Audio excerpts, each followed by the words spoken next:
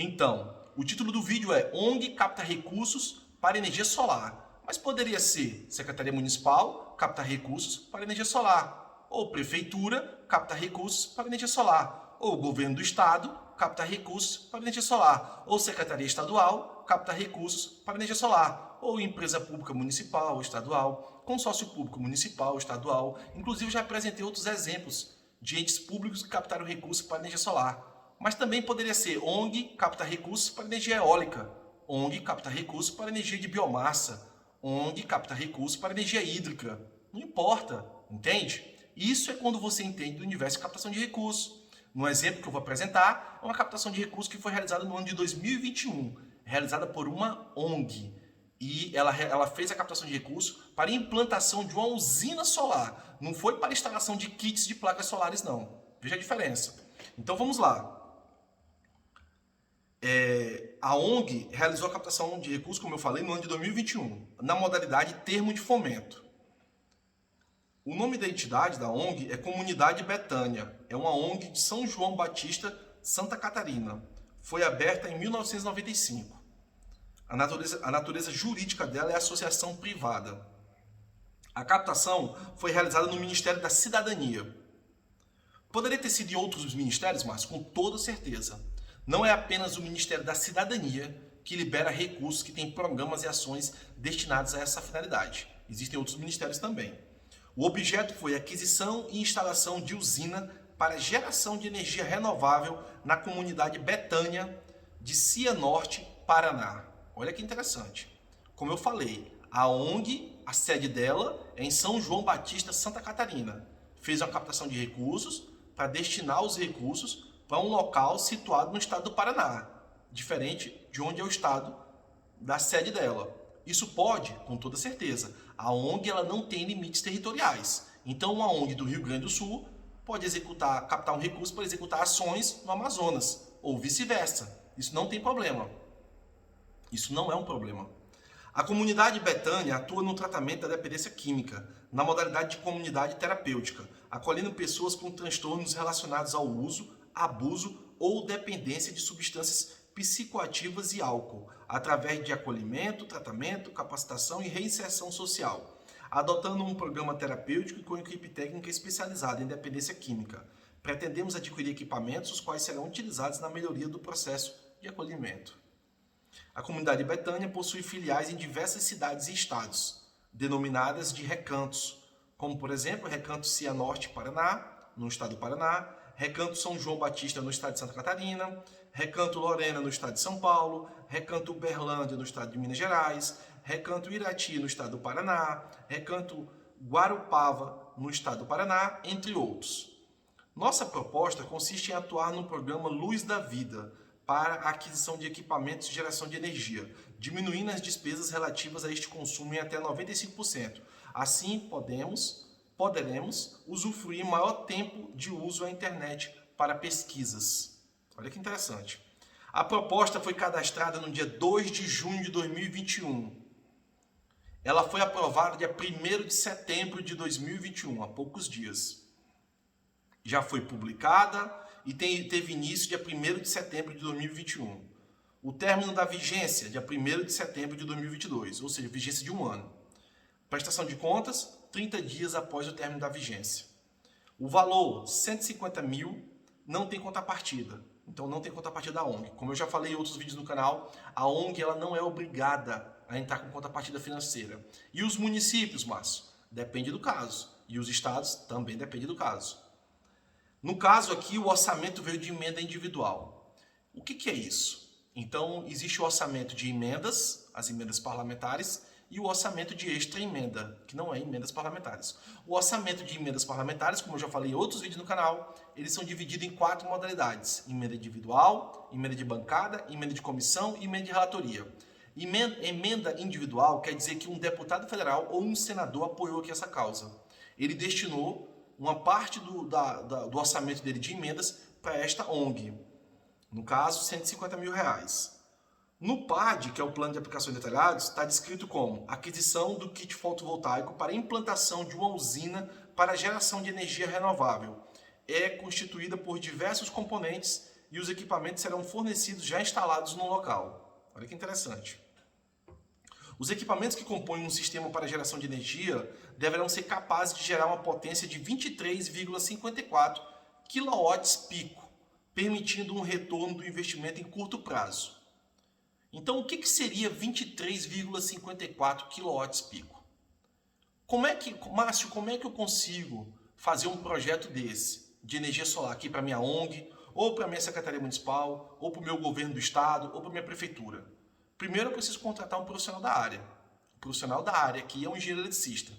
Ele vai fazer um cálculo do seu consumo em quilowatts-hora de tudo aquilo que você consome. Então, no caso aqui, algum profissional da área, algum engenheiro eletricista, esteve lá no local da ONG e fez todo o levantamento de toda a carga que existe nessa ONG. São quantos ar-condicionados, tem quantas geladeiras, quantos pontos de luz, quantas tomadas elétricas, funciona com 220, 110, tem algum equipamento trifásico. Então, todo esse levantamento tem que ser feito.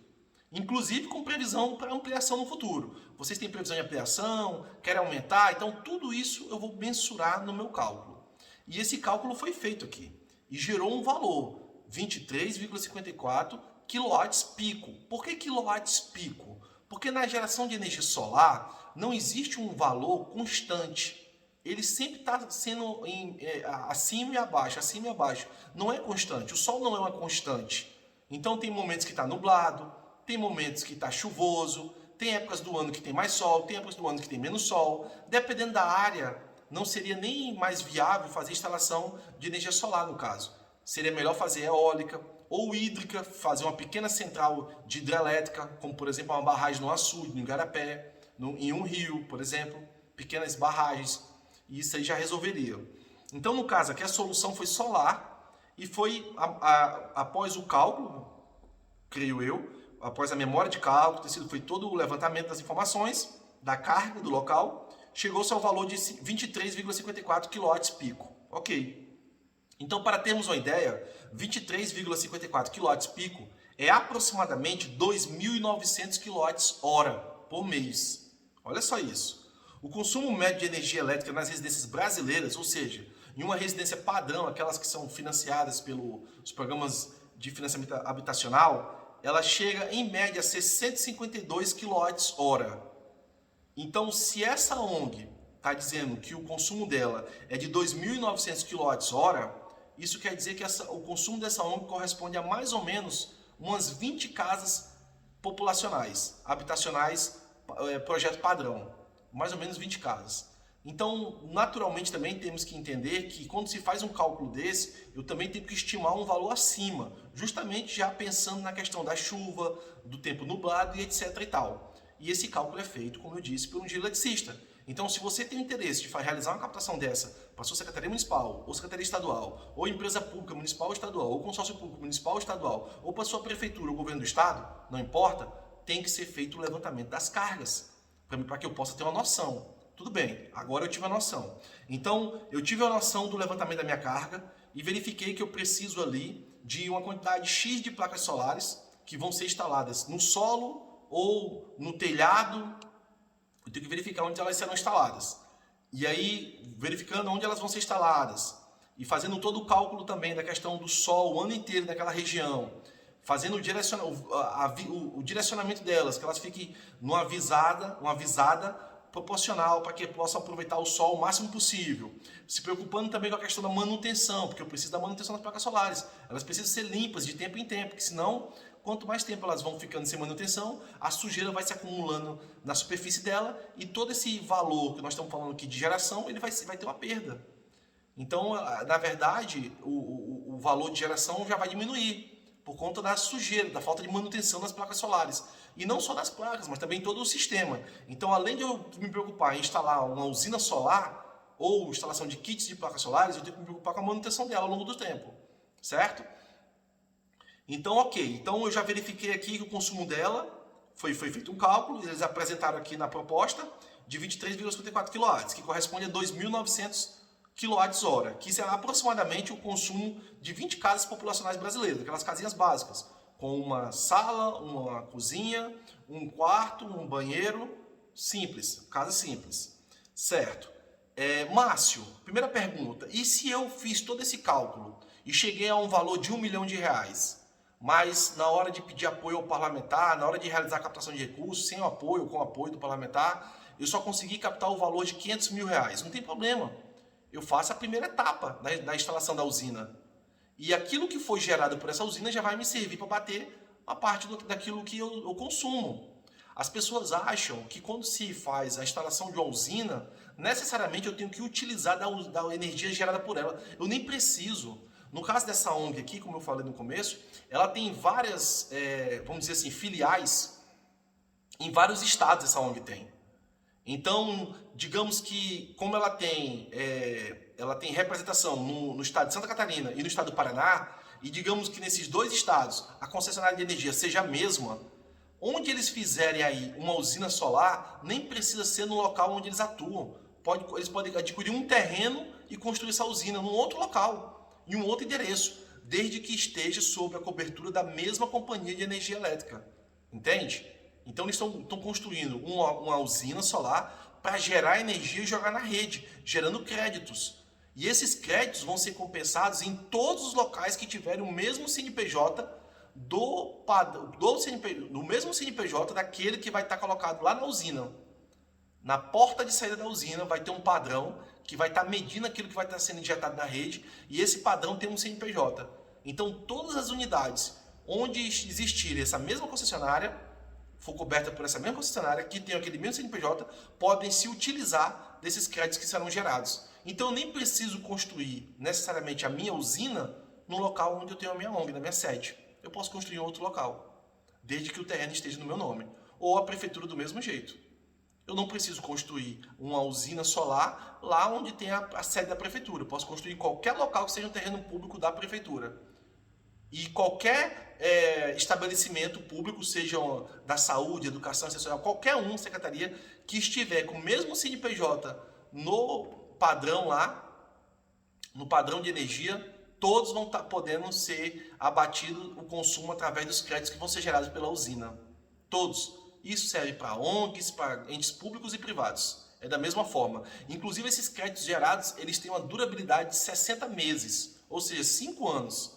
Então, o crédito que eu gero hoje, mesmo que eu não consiga consumir ele agora, daqui a 6 meses ou daqui a 1 ano, eu tenho 5 anos para utilizar ele. Olha só como isso é interessante. Porque existe, dependendo da região do Brasil, tem épocas do ano que é só chuva. Então eu não consigo gerar quase nada. Mas tem épocas do ano que é muito sol. Então quando for muito sol, eu estou aproveitando bastante do sol para estar gerando bastante crédito. Para quando for chuva, para que haja uma compensação. Entendeu?